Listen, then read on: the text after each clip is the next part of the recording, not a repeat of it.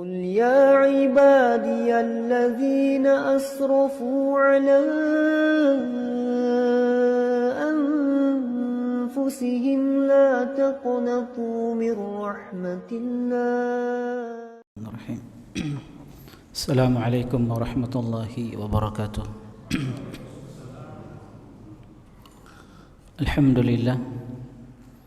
الحمد لله الذي فقه من أراد به خيرا في الدين وشرع أحكام الحلال والحرام في كتابه المبين وعز العلم ورفع أهله الذين اتقوه وكانوا به عالمين. أشهد أن لا إله إلا الله وحده لا شريك له وبذلك أمرت وأنا من المسلمين وأشهد أن محمدا عبده ورسوله الذي أرسى قواعد الشرع وبينها أحسن التبيين صلى الله عليه وعلى آله وصحبه ومن تبعهم بإحسان إلى يوم الدين. أما بعد، يا أيها الذين آمنوا اتقوا الله حق تقاته ولا تموتن إلا وأنتم مسلمون. Ma'asyiral muslimin, jemaah sekalian, ikhwani wa akhwati fillah, hafizani wa hafizakumullah. Insyaallah kembali kita melanjutkan kajian rutin kita dari pembahasan kitab Al-Jadid fi Syarhi Kitab Tauhid karya Syekh Sulaiman Al-Qara'awi rahimahullahu taala, kitab yang membahas Kitab Tauhid yang ditulis oleh Syekhul Islam Muhammad bin Abdul Wahhab rahimahullahu taala.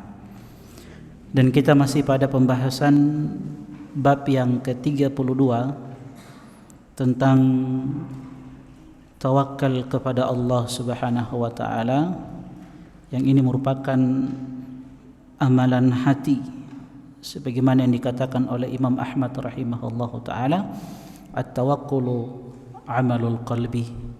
Tawakal kita kepada Allah Subhanahu wa taala ini merupakan ibadah hati yang sangat agung. Pada pertemuan sebelumnya, ma'asyiral muslimin, teman-teman sekalian rahimani wa rahimakumullah, telah kita sebutkan beberapa keutamaan yang berkaitan dengan tawakal kepada Allah Subhanahu wa taala, yang ini merupakan ibadah hati yang sangat agung. Bahkan dia adalah nihayatut tahqiqit tauhid, puncak dari penegakan tauhid kepada Allah Subhanahu wa taala. Buah dan hasil dari kita belajar tauhid, bagaimana kita menggantungkan hati kita hanya kepada Allah, menyerahkan urusan kita hanya kepada Allah. Dia satu-satunya zat kita meminta, kita berharap, kita memohon pertolongan. Di antara keutamaan yang telah kita sebutkan pada pertemuan sebelumnya, bahwa tawakal ini merupakan sebab yang dengannya Allah Subhanahu wa taala mencintai hamba-hambanya. Innallaha yuhibbul mutawakkilin. Sesungguhnya Allah Subhanahu wa taala sangat mencintai orang-orang yang senantiasa bertawakal kepadanya. Keutamaan yang kedua yang telah kita sebutkan pada pertemuan sebelumnya, bahwa orang-orang yang bertawakal ia akan mendapatkan penjagaan dan perlindungan dari Allah Subhanahu wa taala. Sebagaimana hadis yang telah kita sebutkan, di mana ada seseorang yang keluar dari rumahnya dan dia mengucapkan bismillahi tawakkaltu 'ala Allah wala haula wala quwwata illa billah. Dia gantungkan harapan dia hanya kepada Allah Subhanahu wa taala. Dia hanya meminta pertolongan kepada Allah Subhanahu wa taala. Maka dikatakan kepada syaitan, kaifa laka birajulin qad hudiya wa kufiya wa wukiya. Bagaimana Anda bisa menyesatkan seorang hamba yang telah diberikan hidayah, dicukupkan dan telah diberikan perlindungan oleh Allah Subhanahu wa taala. Keutamaan yang selanjutnya yang telah kita sebutkan pada pertemuan sebelumnya berkaitan dengan bab yang ke-32, tawakal kepada Allah Subhanahu wa taala, adalah kisah tentang 70.000 orang yang masuk surga tanpa azab dan tanpa hisab. Apa saja sifat mereka? Humul ladzina la yastarqun. Mereka orang-orang yang tidak pernah meminta ruqyah. Wala yaktawun, orang-orang yang tidak mengobati dengan kay. Wala yatatayyarun, orang-orang yang tidak menggantungkan kejadian-kejadian atau tidak menggantungkan nasib sialnya dengan sesuatu. Wa ala rabbihim yatawakkalun, dan hanya kepada Allah Subhanahu wa taala mereka bertawakal. Dan puncak sifat yang agung ini yang terakhir ini, wa ala rabbihim yatawakkalun, hanya kepada Allah mereka senantiasa bersandar, menyerahkan urusannya, dan hanya kepada Allah Subhanahu wa taala mereka meminta. Teman-teman sekalian rahimani wa rahimakumullah, pada pertemuan sebelumnya juga telah kita sebutkan cara di dalam merealisasikan tawakal kepada Allah Subhanahu wa taala. Ada dua cara agar bagaimana tawakal kita kepada Allah Subhanahu wa taala menjadi sesuatu yang benar, yang dicintai, diridhai oleh Allah Subhanahu wa taala. Pertama, dengan cara menggantungkan hati kita hanya kepada Allah Subhanahu wa taala. Kita serahkan urusan-urusan dunia kita, urusan-urusan akhirat kita hanya kepada Allah Subhanahu wa taala. Apa yang dibahasakan dengan tafwidul amri ilallah, menyerahkan semua urusan hanya kepada Allah Subhanahu wa taala. Dan perkara yang pertama ini harus terkumpul padanya dua hal. Yang pertama athiqatu billah, keyakinan kita hanya kepada Allah Subhanahu wa taala. Yang ini merupakan buah dari tauhid rububiyah. Sebab rububiyah itu keyakinan seorang hamba kepada Allah bahwa Dia satu-satunya zat yang menciptakan, yang memiliki, menguasai, yang mengatur semua urusan hamba-hambanya. Ya, jadi yang pertama, dua hal yang harus terpenuhi pada perkara yang pertama ini, menggantungkan harapan hanya kepada Allah Subhanahu wa taala, menyerahkan segala urusan hanya kepada Allah, adalah athiqatu billah, keyakinan yang kuat hanya kepada Allah Subhanahu wa taala. Allah Subhanahu wa taala Dia yang mengurusi urusan hamba-hambanya alam semesta ini. Kullu yaumin huwa fi sya'an. Dalam surat Ar-Rahman, setiap waktu Allah itu di dalam kesibukan mengurus urusan hamba-hambanya, makhluk-makhluknya. Hal yang kedua yang harus terpenuhi pada keyakinan yang pertama ini adalah husnudzon, berbaik sangka hanya kepada Allah Subhanahu wa taala. Sebab Dia, Allah Subhanahu wa taala, yang menakdirkan semua yang terjadi di alam semesta ini. Yang baik, yang buruk, ini semua telah ditakdirkan oleh Allah Subhanahu wa taala, dan ini keyakinan atau hasil dari tauhid asma wa sifat.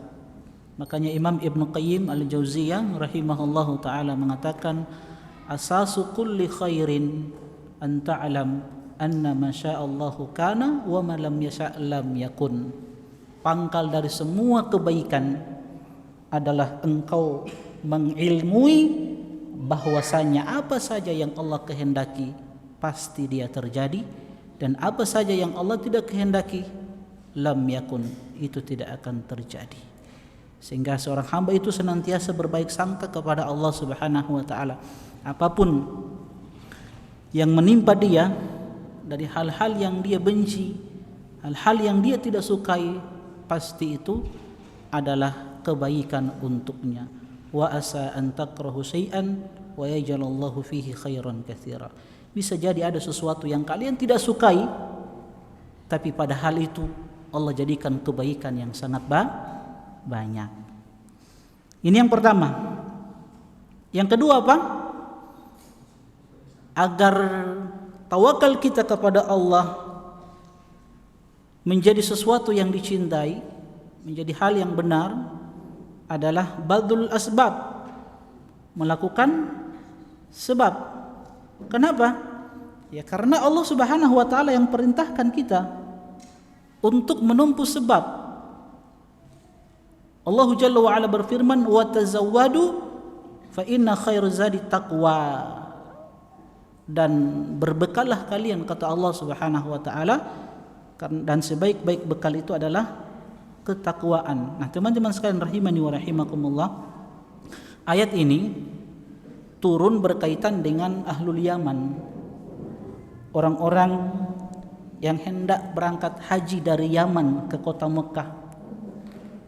Ketika mereka berkeinginan untuk melaksanakan ibadah haji, maka mereka mengatakan, nahnul mutawakkilun, kami ini orang-orang yang bertawakal kepada Allah. Kami ini adalah orang-orang yang menyerahkan segala urusan kita hanya kepada Allah. Dan mereka tidak membawa bekal. Karena kita tahu bagaimana perjalanan ibadah haji itu butuh bekal. Ya, bekal ilmu, bekal finansial, materi. Maka mereka pun berangkat dari Yaman ke kota Mekah. Fa idza qadimu Makkah sa'alun nasa. Tatkala mereka sampai ke kota Mekah, apa yang terjadi? Sa'alun nasa, mereka pun meminta-minta kepada manusia.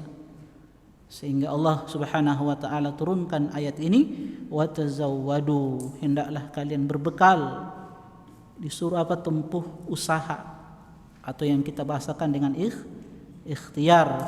Fa inna khairaz zadi taqwa, karena sebaik-baik bekal kalian dan sebaik-baik bekal kalian yang kalian bawa menuju Allah Subhanahu wa taala adalah ketakwaan kalian kepada Allah Subhanahu wa taala.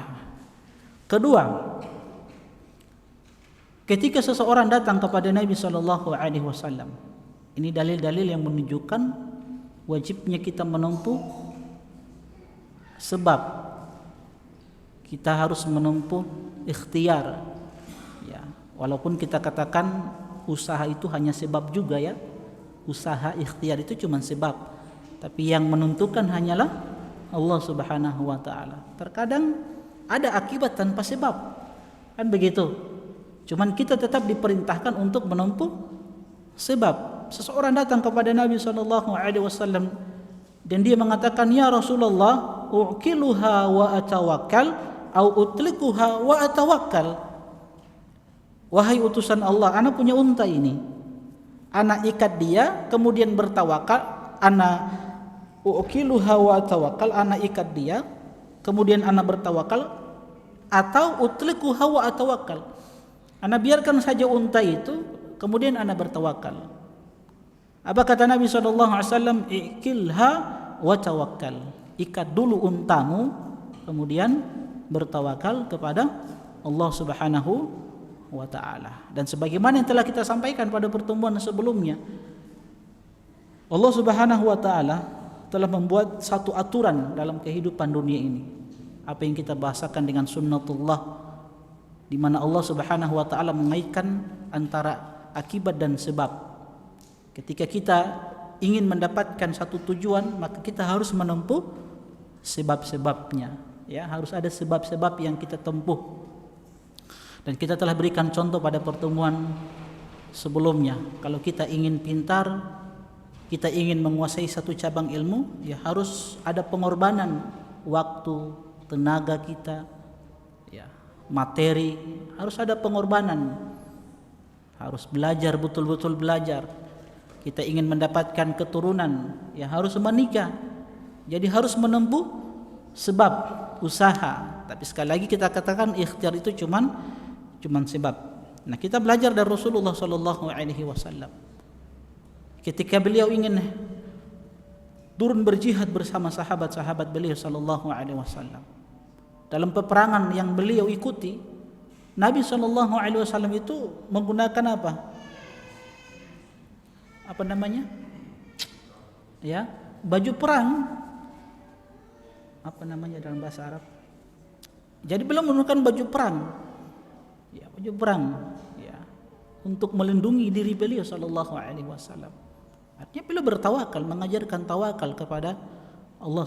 Beliau mengajarkan untuk menempuh usaha di dalam bertawakal kepada Allah Subhanahu wa taala. Nah, teman-teman sekalian rahimani wa rahimakumullah, ini dua cara di dalam merealisasikan tawakal yang benar kepada Allah Subhanahu wa taala. Kita sudah baca makna ayat secara global. Dalil yang pertama sudah ya? Sudah ya? Kita sekarang masuk dalil yang kedua. Dalil yang kedua ya? Ya? Oke. Dalil yang kedua yang dibawakan oleh penulis kitab Tauhid Syekhul Islam Muhammad bin Abdul Wahhab rahimahullahu taala, di dalam surat Al-Anfal ayat yang kedua, Allah Subhanahu wa taala berfirman, innamal mu'minuna alladzina idza dzukirallahu wajilat qulubuhum wa idza tuliyat alaihim ayatuhu zadatuhum imana wa ala rabbihim yatawakkalun. Sesungguhnya orang-orang yang beriman itu adalah mereka yang apabila disebut nama Allah Subhanahu wa taala maka gemetarlah hati mereka, timbul rasa takut kepada Allah Subhanahu wa taala, dan apabila dibacakan kepada mereka ayat-ayatnya maka bertambahlah keimanan mereka kepada Allah Subhanahu wa taala, dan hanya kepada Rabb mereka orang-orang beriman itu bertawakal.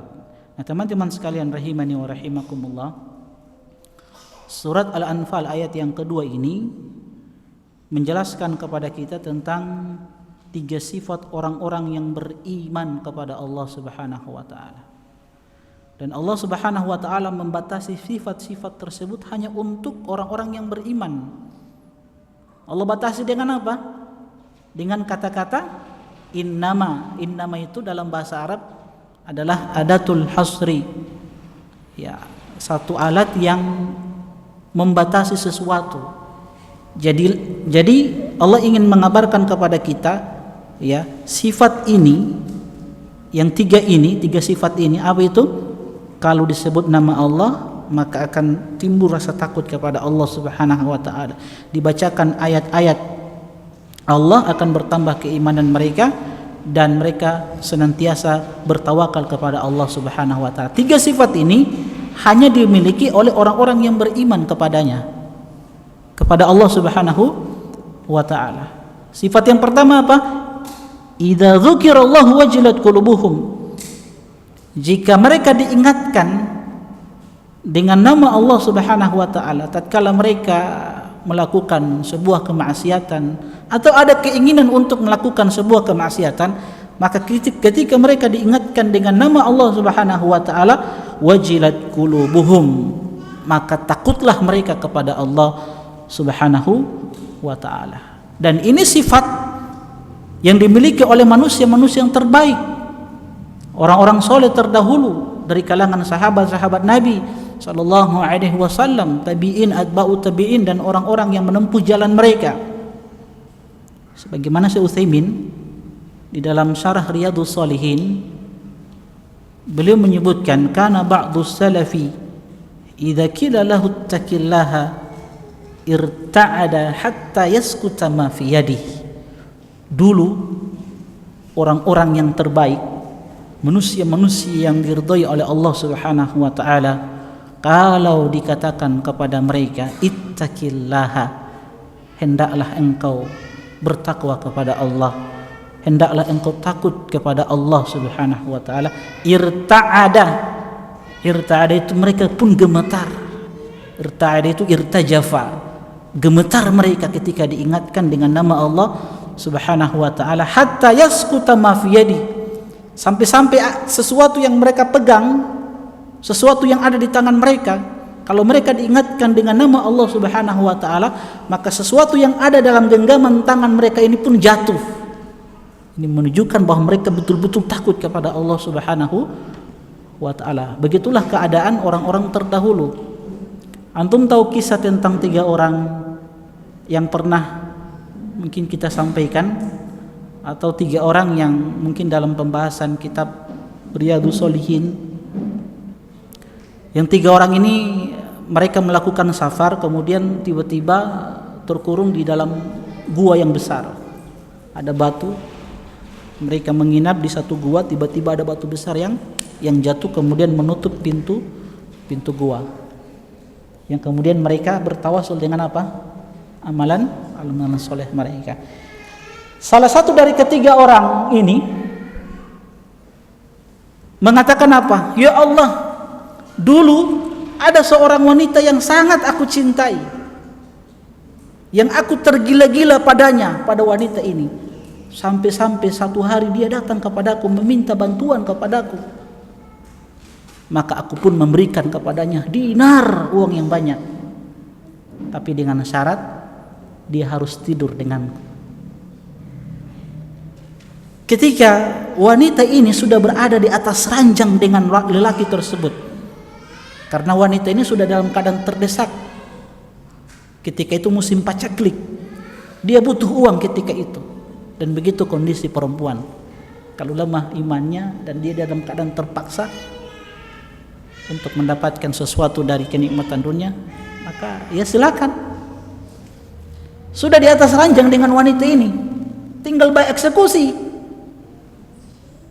Cuman wanita ini mengingatkan lelaki ini untuk takut kepada Allah Subhanahu wa ta'ala.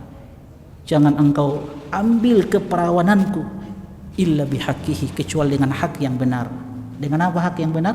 Dengan pernikahan. Tiba-tiba laki-laki itu gemetar dan dia tinggalkan wanita tersebut. Ya Allah, kalau memang aku ikhlas melakukan itu karenamu, selamatkan kami dari gua ini.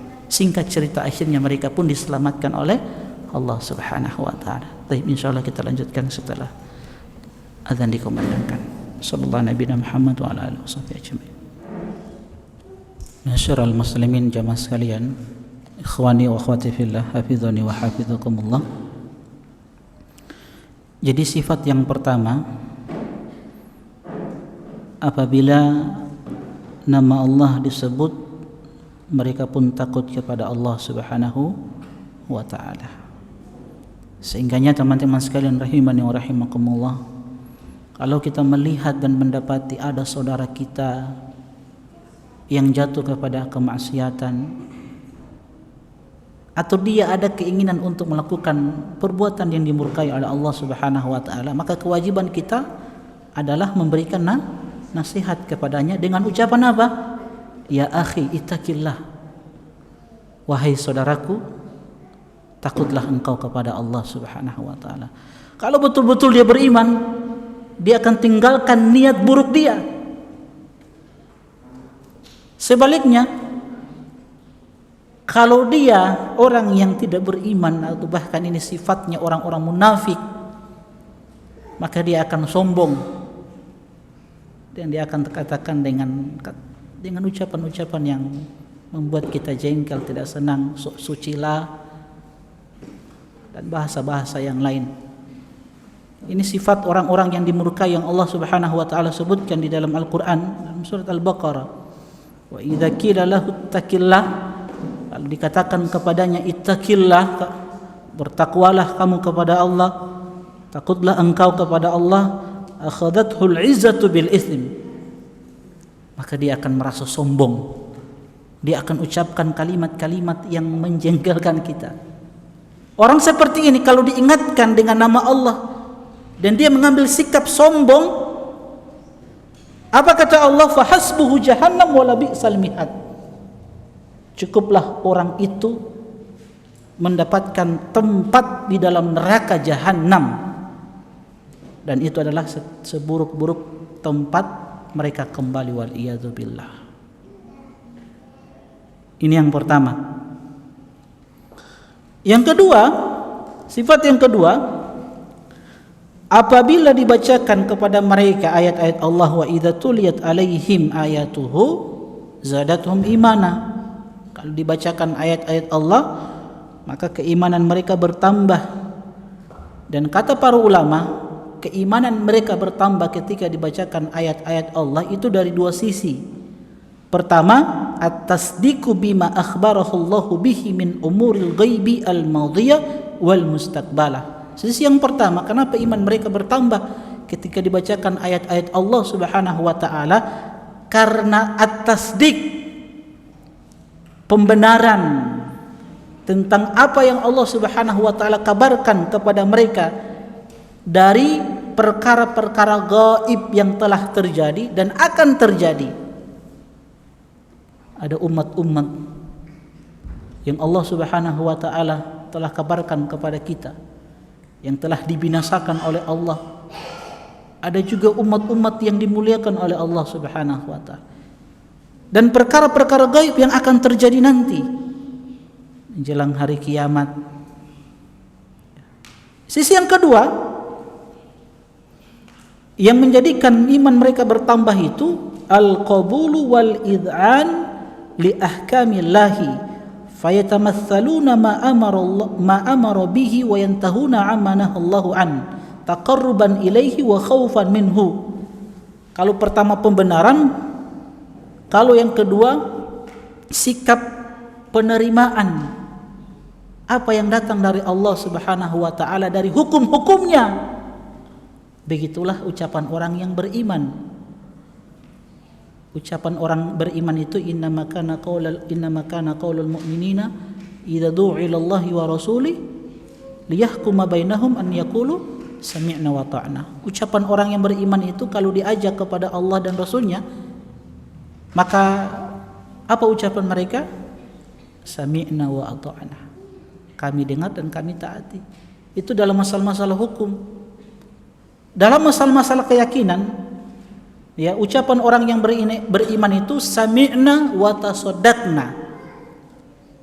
Kami imani dan kami benarkan dalam perkara-perkara gaib, keyakinan, i'tiqad. Ucapan orang yang beriman itu sami'na wa tasaddaqna. Apapun yang dikabarkan oleh Allah dan dikabarkan oleh Rasulnya sallallahu alaihi wasallam dari perkara-perkara gaib yang itu mungkin bertentangan dengan akal kita, orang beriman dia katakan sami'na wa tasaddaqna. Kami imani dan kami benarkan apa yang dikabarkan oleh Allah dan Rasulnya sallallahu alaihi wasallam. Tidak kita takwil, kita tidak pertentangkan dengan akal kita. Pokoknya sami'na wa saddaqna, kami dengar dan kami imani. Sehingga apa? Sehingga mereka senantiasa membenarkan dan mengamalkan apa yang Allah Subhanahu wa taala perintahkan kepada mereka, dan mereka meninggalkan apa-apa yang dilarang oleh Allah Subhanahu wa taala taqarruban ilaihi. Itu sebagai bentuk ibadah yang mendekatkan diri kepada Allah. Jadi ketika kita meninggalkan sesuatu dari larangan-larangan Allah, itu ibadah. Sebagaimana kita melaksanakan perintah, itu ibadah. Wa khaufan minhu, dan sebagai bentuk rasa takut kepada Allah Subhanahu wa taala. Dan yang ketiga, sifat orang yang beriman adalah wa ala rabbihim yatawakkalun. Mereka senantiasa bertawakal kepada Allah Subhanahu wa taala. Makna ayat ini secara global, kata Syekh Sulaiman Al-Qara'awi rahimahullahu taala, di dalam ayat ini Allah Subhanahu wa taala mengabarkan kepada kita bahwasanya orang mukmin yang sesungguhnya, mukmin yang sejati. Kenapa dikatakan mukmin yang sejati? Karena Allah batasi sifat-sifat ini hanya untuk orang yang beriman dengan kata innama, ya. Sesungguhnya adalah mereka yang apabila dibangkitkan rasa takutnya dengan nama Allah, mereka menjadi takut kepada azab Allah, sehingga mereka melaksanakan perintah-perintahnya dan menjauhi larangan-larangan Allah Subhanahu wa taala. Dan apabila ayat-ayat Allah dibacakan kepada mereka, iman mereka bertambah bersama iman mereka yang sudah ada, dan bahwasanya mereka bersandar dengan hati mereka hanya kepada Allah, serta menyerahkan segala urusan mereka hanya kepadanya, baik untuk mendatangkan apa-apa yang bermanfaat bagi mereka atau menolak apa-apa yang memudaratkan atas mereka. Apa faedah yang bisa kita petik? Pertama, kata beliau, bahwasanya rasa takut kepada Allah dan tawakal kepadanya adalah di antara sifat orang-orang yang beriman. Ini sudah kita jelaskan tentang rasa takut. Yang kedua, bahwasanya iman itu bisa bertambah dan bisa berkurang, dan itu keyakinan ahlu sunnah wal jamaah. Iman itu bertambah dengan ketaatan, dengan ilmu. Makanya kita ini dituntut untuk senantiasa mendatangi majelis ilmu, karena dengan ilmu itu keimanan kita akan terjaga, iman kita bertambah. Makanya Allah bahasakan innama yakhsyallaha min ibadihi al-ulama. Hanyalah, ini ada kata-kata innama juga ya.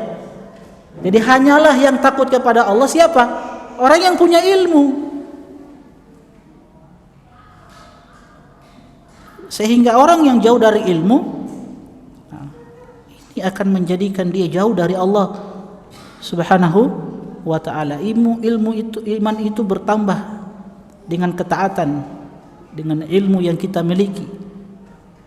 Imam Ibnu Qayyim menjelaskan kepada kita, man arafallaha bi asma'ihi wa sifatihi wa af'alihi ahabbahu la mahala. Siapa yang mengenal Allah dengan melalui nama-namanya, sifat-sifatnya, perbuatan-perbuatan Allah, ahabbahu la mahala, pasti orang ini mencintai Allah Subhanahu wa ta'ala. Bagaimana tawakal itu bisa bersemi di hati seorang hamba kalau dia tidak mengenal Allah?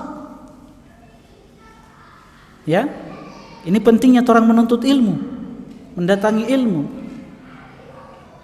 Yang ketiga, dan dia bisa berkurang dengan apa? Dengan maksiat kepada Allah Subhanahu wa ta'ala. Yang ketiga, wajib bertawakal kepada Allah dan tidak kepada selainnya. Hubungan ayat ini dengan judul bab adalah karena ayat ini menunjukkan wajibnya bertawakal kepada Allah semata dan tidak kepada selainnya. Hubungannya dengan tauhid adalah karena ayat ini menunjukkan bahwasanya tawakal adalah salah satu jenis ibadah dan memalingkan ibadah kepada selain Allah adalah suatu kesyirikan. Sehingganya seorang hamba tidak boleh menggantungkan harapan dia kepada makhluk. Harus gantungkan harapan dia kepada Allah Subhanahu wa ta'ala. Tapi dalil yang ketiga, kita percepat ya, karena kita akan selesaikan bab yang ke-32 ini. Karena di akhir bab ke-32 ini, di sini akan disebutkan tentang kisah orang-orang yang bertawakal kepada Allah Subhanahu wa ta'ala yang disebutkan oleh Ibnu Abbas radhiyallahu taala anhu di akhir bab 32 ini. Dua kisah yang beliau bawakan tentang kisah Nabi Ibrahim dan kisah Nabi kita Muhammad sallallahu alaihi wasallam, bagaimana tawakal mereka, dan kita akan tambahkan dengan dua kisah yang itu kita ambil dari kisah Bani Israel dan kisah seorang ulama yang hidup semasa dengan Imam Ahmad rahimahullahu taala, Hatim Al-Asam rahimahullahu taala. Jadi kita akan percepat. Dalil yang ketiga, Allah Subhanahu wa taala berfirman dalam surat Al-Anfal ayat yang ke-64, ya ayyuhan nabi hasbukallahu wa man ittaba'aka minal mu'minin. Wahai nabi, cukuplah Allah sebagai pelindung bagimu dan pelindung bagi orang-orang yang beriman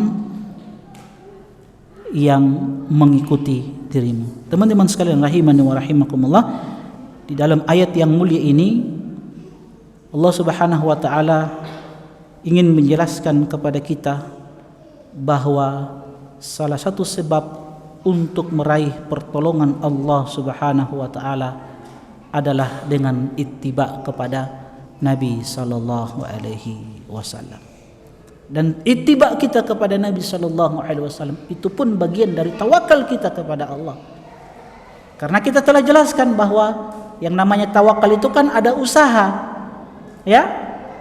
Maka usaha seorang hamba untuk mendapatkan pertolongan dari Allah adalah bertakwa kepada Allah Subhanahu wa taala.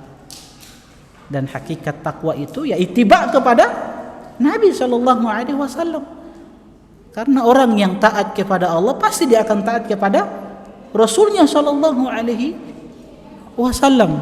Ya, maka kita berusaha untuk ittiba kepada Nabi sallallahu alaihi wasallam Sebab dalam ayat ini tegas Allah mengatakan, ya ayyuhan nabi, wahai nabi, hasbukallah, cukuplah Allah sebagai pelindung dirimu dan pelindung bagi orang-orang yang mengikuti dirimu.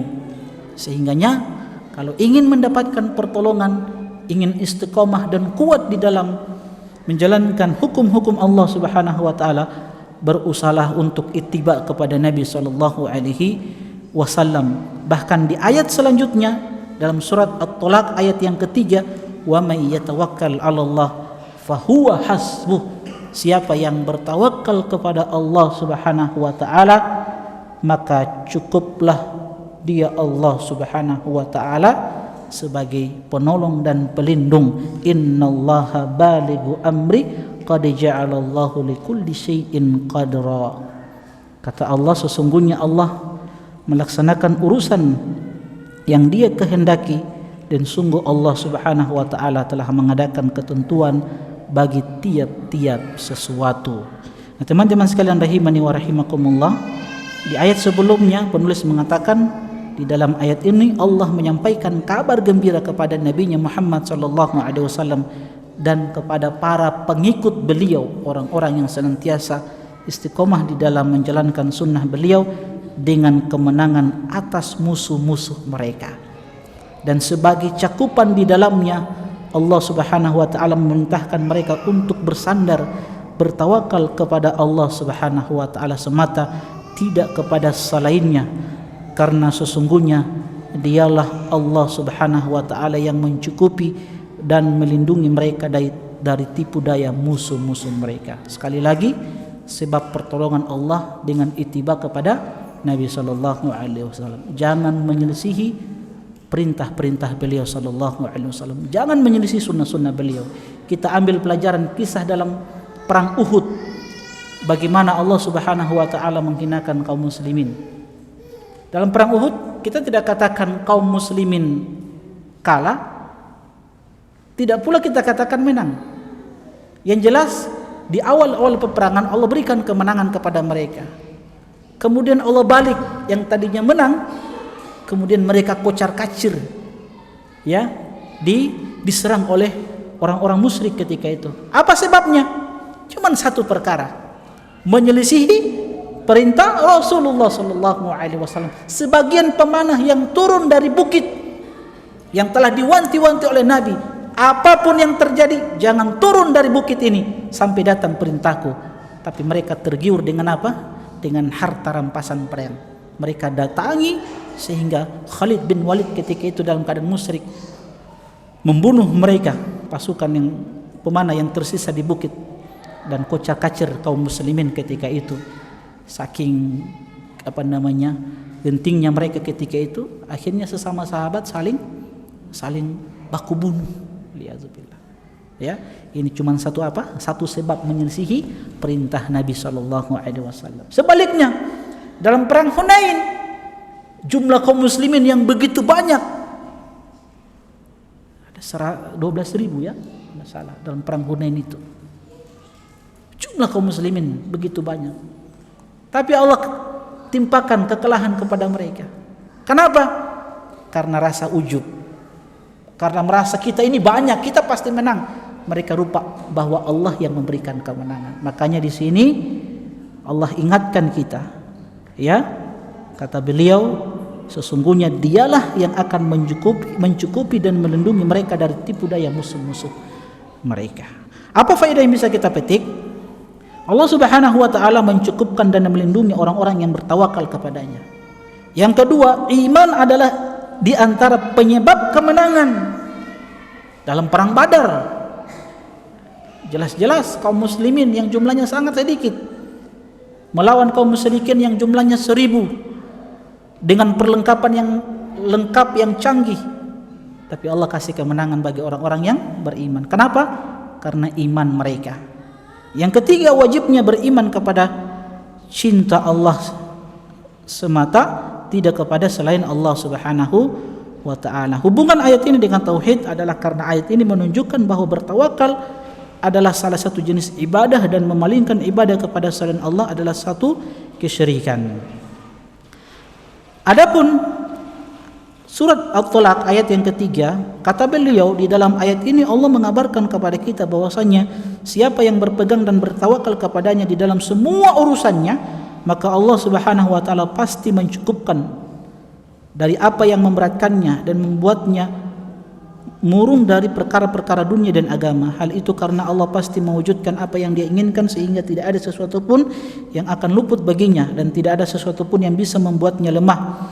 Dan agar orang-orang yang bertawakal tidak merasa jalan, dan agar orang-orang yang bertawakal tidak merasa jalan keluar dari Allah terlambat datangnya. Allah Subhanahu wa taala mengabarkan bahwa Dia telah menetapkan takdir dan ketentuan waktu bagi segala sesuatu yang tidak akan maju maupun mundur.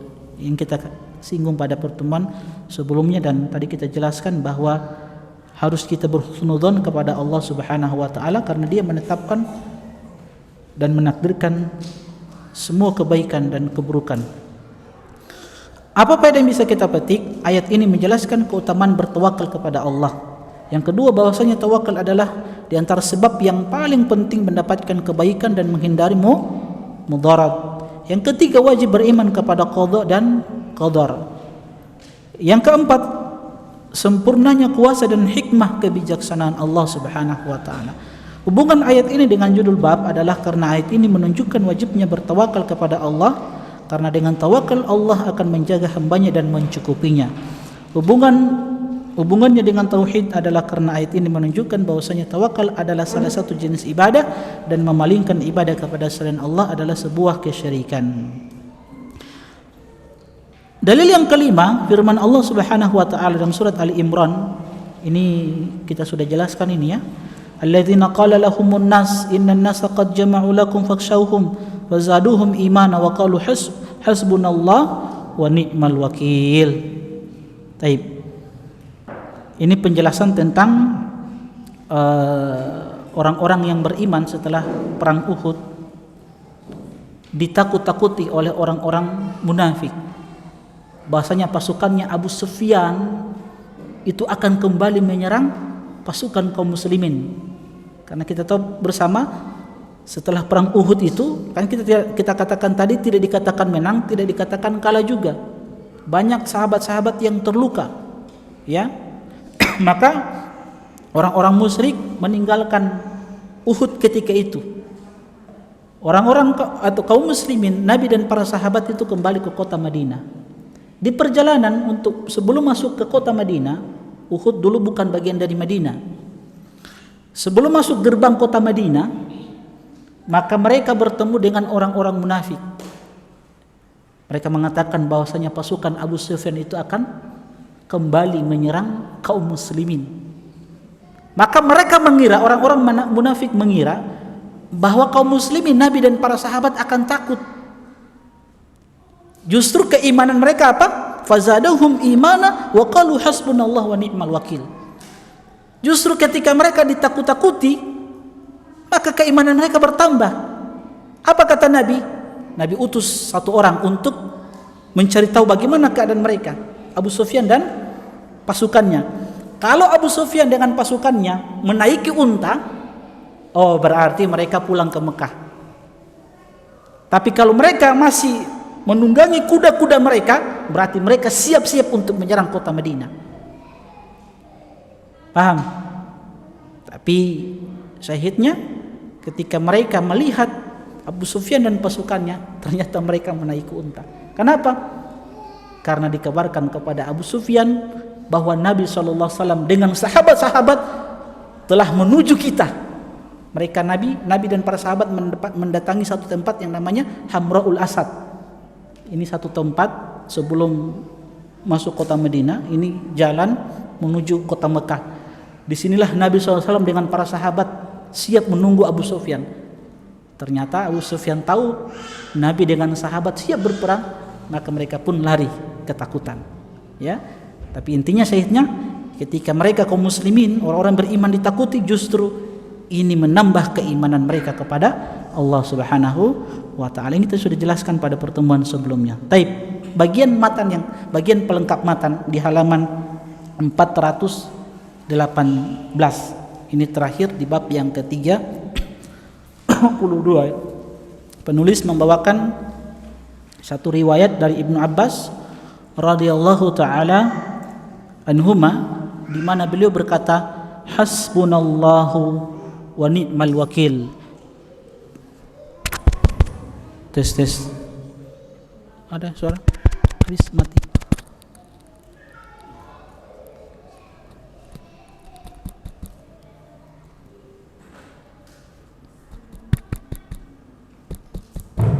Tes. Ibnu Abbas berkata, hasbunallah wa ni'mal wakil, cukuplah Allah sebagai penolong kami dan Dia sebaik-baik pelindung. Qalaha Ibrahim alaihi salam. Kalimat ini pernah diucapkan oleh kekasih Allah Subhanahu wa taala Ibrahim alaihi salam hina ulqiya finnar, ketika beliau alaihi salatu wasalam hendak dilemparkan ke dalam kobaran api yang sangat besar. Wa qalaha Muhammadun sallallahu alaihi wasallam hina qalu lahu, dan kalimat yang mulia ini pernah diucapkan oleh manusia yang terbaik yang merupakan kekasih Allah Muhammad sallallahu alaihi wasallam ketika orang-orang munafik berkata kepada beliau, innan nasa qad jama'u lakum, sesungguhnya manusia, maksudnya pasukan Abu Sufyan, telah berkumpul untuk memerangi kalian, fakhshawhum, maka takutlah kalian kepada mereka, fazadahum imana, maka ini menambah keimanan mereka, wa qalu hasbunallah wa ni'mal wakil, dan mereka ucapkan, cukuplah Allah sebaik-baik penolong dan pelindung kami. Teman-teman sekalian rahimani wa rahimakumullah, ini kisah dari orang-orang yang bertawakal kepada Allah Subhanahu wa taala. Ibnu Abbas menyebutkan tentang kisah dua orang yang terbaik, ya, yang merupakan dua kekasih Allah Subhanahu wa taala. Yang pertama Ibrahim alaihissalam, dan kisahnya ma'ruf yang antum sudah tahu bersama, di mana musuh-musuh dakwah tauhid kaumnya Nabi Ibrahim berusaha untuk membunuh Ibrahim alaihissalam karena dakwah tauhid beliau, sehingga mereka berusaha untuk mengumpulkan kayu bakar dan membuat api yang sangat besar ketika itu. Singkat cerita, mereka lemparkan Ibrahim alaihissalam dengan menggunakan katapel yang besar. Kenapa? Karena saking besarnya api tersebut, ya. Ketika beliau alaihi salatu wasallam dilemparkan ke dalam kobaran api yang sangat besar, maka tiba-tiba Jibril datang kepada Ibrahim alaihissalam menawarkan bantuan. Kata Jibril kepada Ibrahim alaihissalam, alaka hajah, apakah engkau butuh bantuanku? Apa kata Ibrahim alaihissalam? Amma ilaika fala, adapun kepadamu tidak. Amma ilallah fa na'am, kalau itu bantuan dari Allah Subhanahu wa taala, iya, aku butuh bantuan dari Allah Subhanahu wa taala.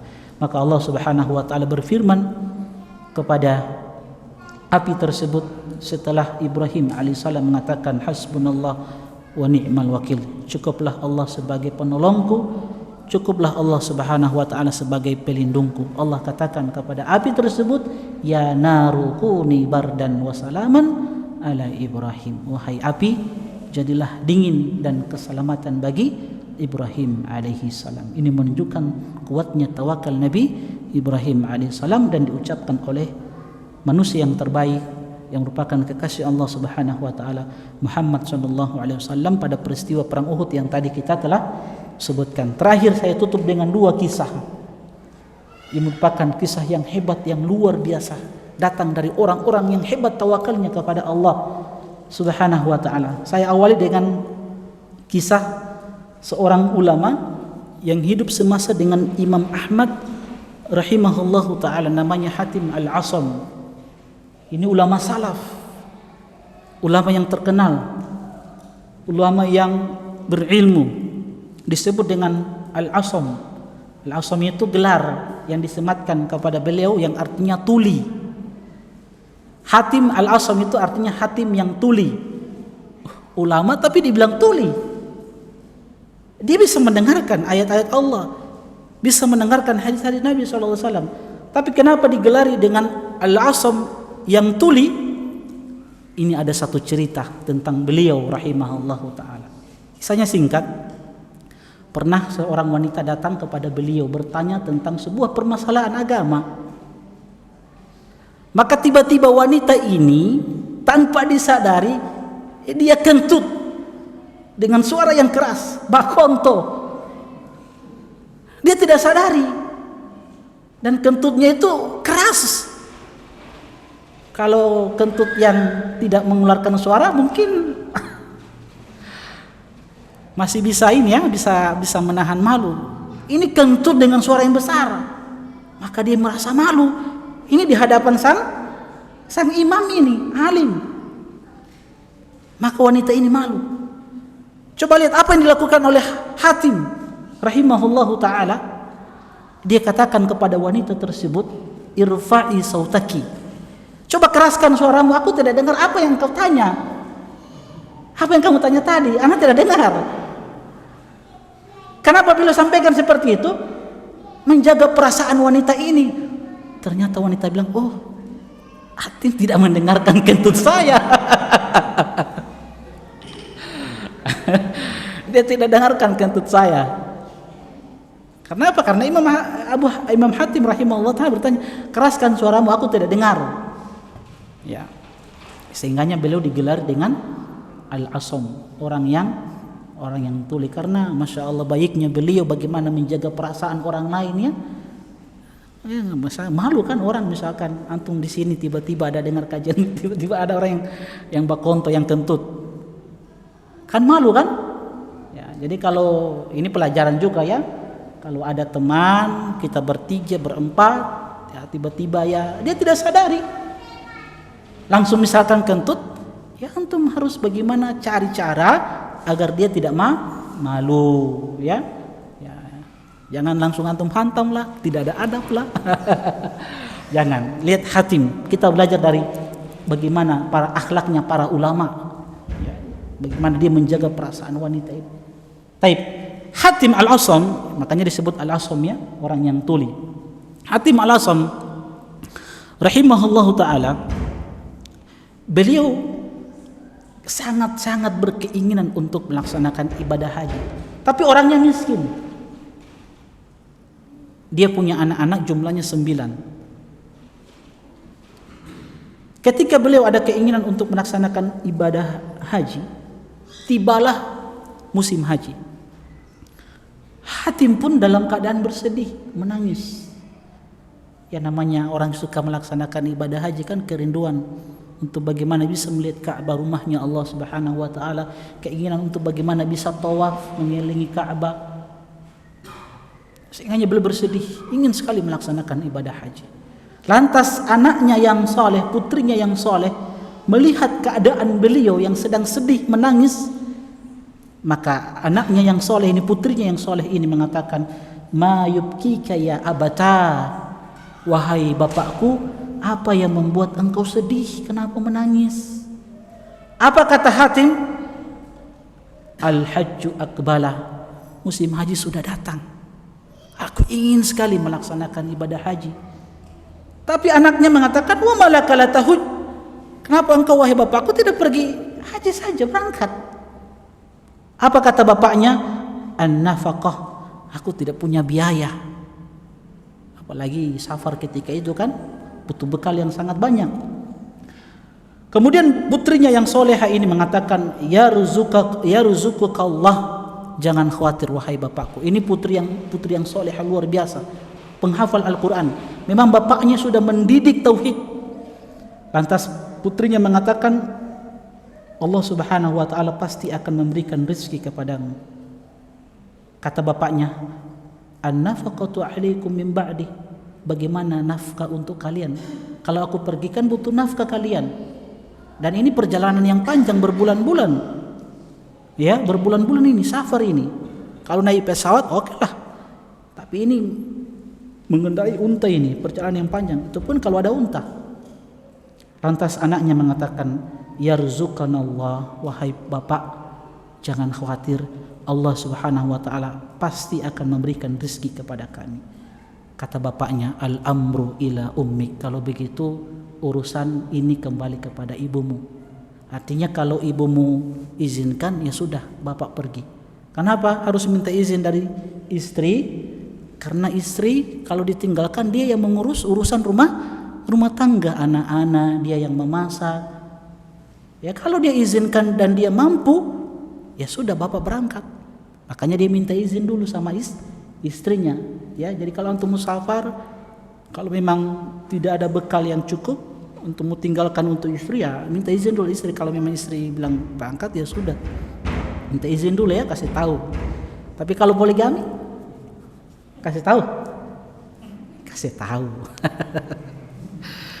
Kemudian putrinya apa? Pergi sama ibunya dan anak-anaknya. Diyakinkan ibunya, dikasih tahu bahwa bapak ini ingin melaksanakan ibadah haji, tapi beliau ingin meminta izin dari ibu. Akhirnya ibu pun dan anak-anaknya memberikan izin kepada bapaknya ini, dan mereka mengatakan, kalau begitu pergilah, karena Allah Subhanahu wa taala pasti akan memberikan rezeki kepada kami. Singkat cerita teman-teman sekalian rahimani wa rahimakumullah, maka Hatim Al-Asam rahimahullahu taala dia pun pergi. Dan dia mengikuti satu kafilah yang melaksanakan ibadah haji. Nah, qadarallah, kafilah ini kan ada pimpinan, ada amirnya. Nah, amirnya ini disengat kalajengking dalam safar mereka. Lantas orang-orang di dalam satu kafilah ini mengatakan, ini ada Hatim Al-Asam, orang yang soleh, ulama. Mudah-mudahan dia bisa meruqyah dan mengobati pimpinan kita ini, amir. Karena memang dalam safar itu kan harus ada amir, kan harus ditunjuk amir. Maka Hatim rahimahullahu taala, beliau membacakan ruqyah dan mengobati pimpinan tersebut, amir tersebut, dengan izin dari Allah Subhanahu wa taala, penyakitnya sembuh. Apa yang dikatakan oleh pimpinan kafilah tersebut, dia katakan kepada Imam Hatim Al-Asam rahimahullahu taala, nafaqatuka fi dhihabi ila al-haji wa fil 'audati min al-haji alayya. Berangkatmu dan pulangmu dari ibadah haji, aku yang tanggung semuanya.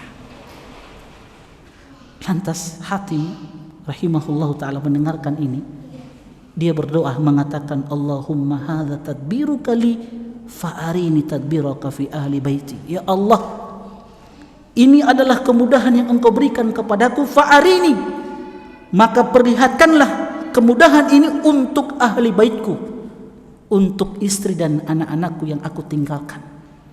Karena aku tinggalkan mereka dengan apa? Dengan bekal yang sedikit, yang cukupnya cuma 3 hari saja. Sekarang kita lihat bagaimana keluarga beliau rahimahullahu taala. Setelah beliau berdoa kepada Allah, fa'arini tadbiraka fi ahli baiti, ya Allah, tunjukkan dan perlihatkan kepadaku, dan ini tunjukkan kepada keluargaku tentang kemudahan yang Engkau berikan kepadaku.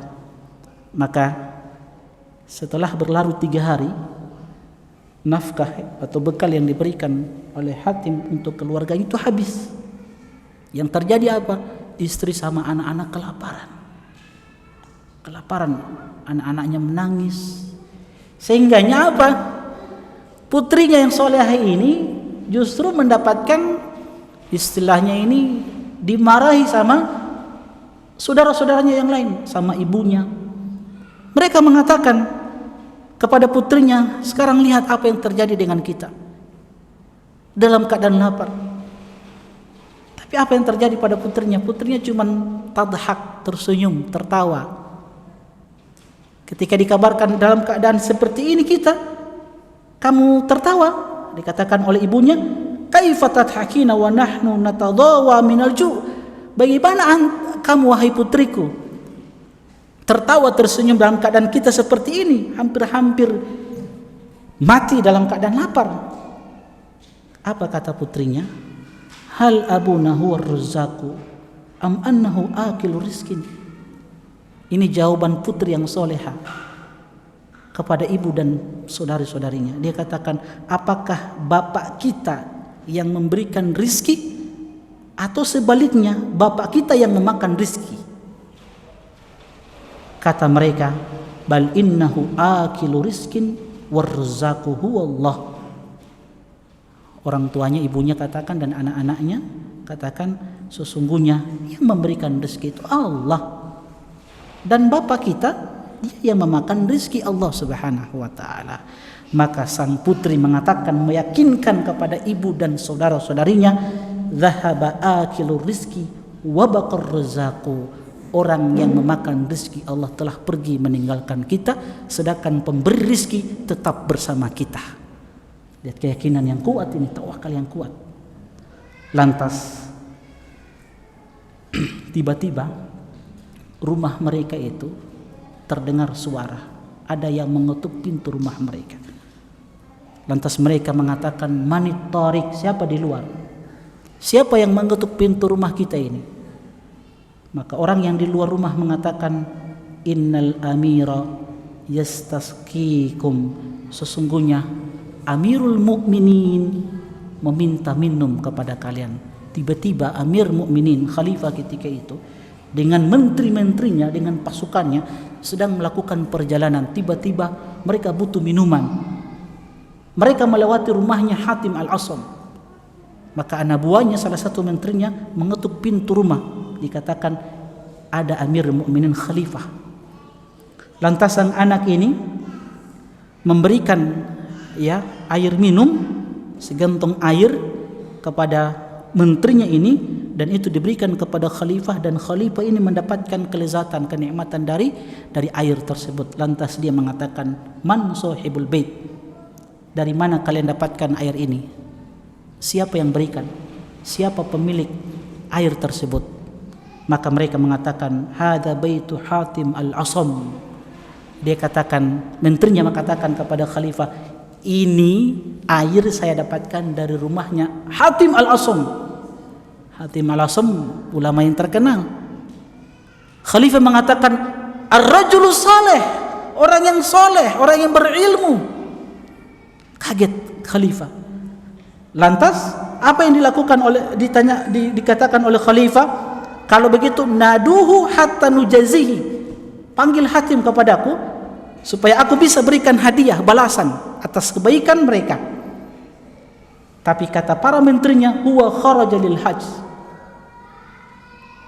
Hatim sedang keluar melaksanakan ibadah haji. Maka Amirul Mukminin yang tadinya dia berada di atas tunggangannya, faqama, dia pun berdiri, dan dia wa khala'a min faqatahu waroma bihi li ahli Hatim al-Asam. Amir yang berada di atas tunggangannya, dia pun turun dari tunggangannya, dan dia keluarkan khala'a min faqatahu, dia keluarkan ikat pinggangnya, yang di situ terdapat mutiara-mutiara, permata-permata. Ini raja, penguasa, orang kaya. Dikeluarkan ikat pinggangnya itu yang terdapat di dalamnya mutiara-mutiara, permata, diberikan kepada keluarganya Hatim. Setelah diberikan, apa yang dikatakan oleh khalifah ini? Dia katakan kepada para menterinya, man kana minkum li alaihi yadun yahtarimuni falyaf'al sani'i. Siapa di antara kalian yang menghormati diriku sebagai khalifah, sebagai pemimpin kalian, wahai para menteri, maka lakukanlah seperti apa yang aku lakukan yang tadi. Lakukan sebagaimana aku lakukan. Akhirnya apa? Karena ini khalifah ini, para menteri pun mengeluarkan ikat pinggang mereka. Semuanya mereka keluarkan ikat pinggang yang terdapat mutiara, permata. Mereka keluarkan dan mereka letakkan di rumahnya Hatim al-Asam. Yang kemudian pengusaha pedagang ketika itu membeli ikat pinggang yang banyak ini, sehingga mereka mendapatkan kepingan-kepingan dinar emas, yang itu ternyata cukup sampai mereka wafat. Artinya berapa keturunan tidak akan habis itu. Teman-teman sekalian rahimani wa rahimakumullah, ketika putrinya mendapatkan ini, ibunya dan keluarganya, maka sang putri ini menangis. Mendapatkan ini Harta yang begitu banyak diberikan oleh khalifah. Dia menangis. Ibunya mengatakan, ajaban laki ya benati, bil ams kunna fi ju'in wa faqrin wa anti tadhakina wal yaum qad aknana Allah wa anti tabkin. Wahai putriku, sungguh aneh anti ini. Sebelumnya kemarin-kemarin kita dalam keadaan lapar, susah makan, wa anti tadhakin. Kamu cuma tertawa, senyum-senyum saja. Tapi hari ini Allah Subhanahu wa taala telah mencukupkan kita. Wa anti tabkin, dan kamu menangis. Apa yang terjadi padamu? Apa kata putri yang soleha ini? Hadza makhluqun la yamliku li nafsihi naf'an wala dara wala mautan wala hayatan wala nusyura. Nadhara ilaina nadratan wahida bi syafaqatin wa rahmah. Fa'aknana hatta al-maut. Dia katakan, ini makhluk Allah, ini hamba Allah yang tidak bisa memberikan manfaat dan tidak bisa memberikan mudarat untuk dirinya. Tapi dia memandang kita dengan pandangan kasih sayang, sehingga Allah Subhanahu wa taala cukupkan kita dengan harta yang begitu banyak. Lantas putrinya katakan, faqaifa law nadhara ar-razzaqu ilaina azza wa jalla. Lantas bagaimana dengan pandangan rajanya segala raja, Allah Subhanahu wa taala? Kalau makhluknya memandang kita seperti itu dengan pandangan kasih sayang, bagaimana dengan Allah Subhanahu wa taala? Itu yang membuat putri Hatim al-Asam itu menangis. Ini teman-teman sekalian rahimani wa rahimakumullah, keyakinan yang luar biasa, kekuatan iman, tawakal mereka kepada Allah Subhanahu wa ta'ala, kepada Ar-Razzaq, maha pemberi rizki, yang maha perkasa, yang maha kuasa atas segala sesuatu. Ini kisah pertama. Kisah yang kedua, ini kisah lebih hebat lagi. Tapi karena kita dibatasi oleh waktu, nanti kita sampaikan pada pertemuan selanjutnya. Jadi setelah kisah satu ini, kita masuk bab yang ke-33. Karena kita dibatasi waktu. Kalau antum sepakat, ana sampaikan kisah ini. Satu kisah saja. Gimana? Masih cukup? Sudah ya? Kita pending saja kisah ini. Satu kisah ini. Ini kisah yang hebat juga, luar biasa. Dan kisah ini disebutkan oleh Nabi SAW, kisah dari Bani Israel. Kisah Israiliyat, ya, yang itu sebagai pelajaran bagi kita. Sebagaimana kaidah usuliyah, syar'un qablana syar'un lana. Jadi syariat sebelum kita itu syariat bagi kita juga. Syariat sebelum kita, syariat bagi kita, selama syariat terdahulu tidak menyelisihi syariat yang dibawa oleh Muhammad sallallahu alaihi wasallam. Nanti insyaallah kita akan jelaskan pada pertemuan selanjutnya dengan hikmah-hikmahnya. Sebenarnya kalau kita mau ambil hikmah kisah pertama ini banyak sekali faedahnya ya. Tapi karena memang kita dibatasi oleh waktu, insyaallah kita sampaikan pada pertemuan selanjutnya. Wallahu taala alam, mudah-mudahan bermanfaat. Subhanakallahumma bihamdik, asyhadu an la ilaha illa anta, astaghfiruka wa atubu ilaik. Assalamualaikum warahmatullahi wabarakatuh. قل يا عبادي الذين أسرفوا على